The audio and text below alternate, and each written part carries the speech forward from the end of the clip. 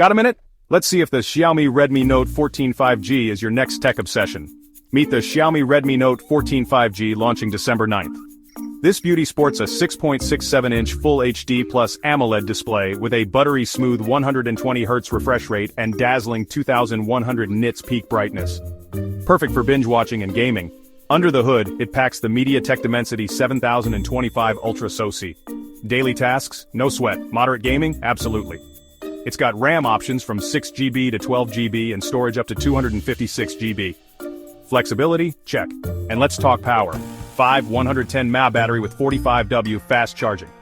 You'll stay juiced up all day. Running on HyperOS 2.0 based on Android 15, it's smooth, intuitive, and privacy-focused. Snap away with its 50MP Sony primary camera featuring optical image stabilization and a handy 16MP selfie shooter. The secondary camera? Not a game-changer, but hey, it's there. In hand, it's sleek with a marbled finish, IP64 rated for protection. Stylish and durable. So, is the Xiaomi Redmi Note 14 5G worth the hype? For its price, it's a solid contender. What do you think?